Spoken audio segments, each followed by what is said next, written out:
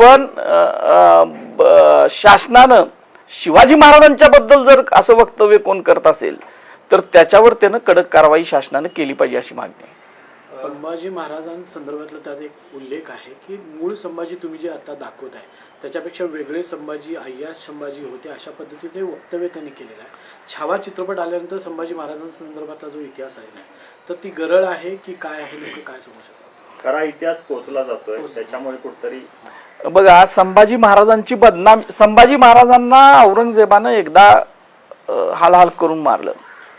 पण संभाजी महाराजांच्या काळापासून संभाजी महाराजांचं चारित्र्यहनन करणं आणि त्यानंतर जवळजवळ 300 वर्ष संभाजी महाराजांच्या बद्दल नाटक, सिनेमा या माध्यमातून ज्या प्रवृत्तीनं, ज्या लोकांनी, ज्या समूहानं त्यांची बदनामी केली त्याच समूहातला माणूस हा आहे. त्या समूहातल्याच व्यक्तींची नावं घेऊन तो सांगतोय की हिने इतिहास असा केला तसा केला. आणि परत पुन्हा एकदा संभाजी महाराजांचं सिनेमाच्या माध्यमातून असेल किंवा संशोधकांच्या माध्यमातून असेल एक चांगलं चरित्र लोकांसमोर जात असताना परत ते गढूळ कसं करायचं याचा प्रयत्न काही मंडळी पुन्हा करायला लागलेत. आणि त्याची सुरुवात नागपूरमधनच व्हावी आणि नागपूरमधनच ती सुरुवात व्हावी हा एक वेगळा योगायोग अमृत काळातला आहे का असं म्हणलं जायला पाहिजे. जयसिंगराव पवारांना सुद्धा पत्र आली होती, पानसरेंना पत्र आली होती. आता तर तुम्हाला फोनवर आणि सोशल मीडियावर अशा पद्धतीची धमक्या येतात. तर राज्य शासनाने याच्यावर काय करावं हे तुम्ही सांगितलं, पण वैयक्तिकरित्या अशा पद्धतीची धमक्या सहज घेण्यासारख्या आहेत?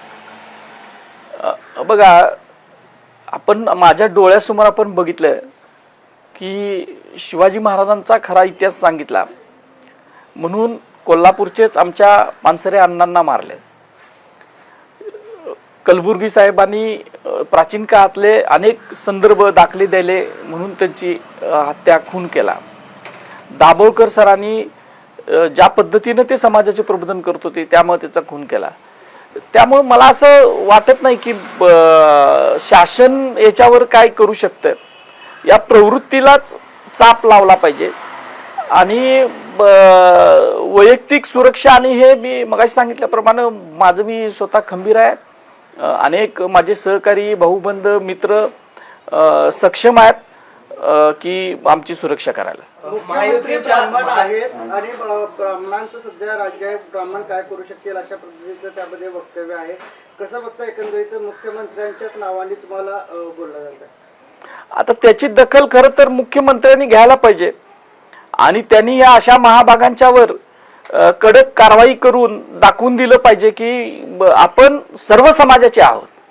मग अशी सांगितल्याप्रमाणे महाराष्ट्रात अनेक वेगवेगळ्या जातींचे मुख्यमंत्री झालेले आहेत, पण त्यांनी अशा पद्धतीनं एखाद्या समूहाला पाठीमागं घालायचं काम केलेलं नाही.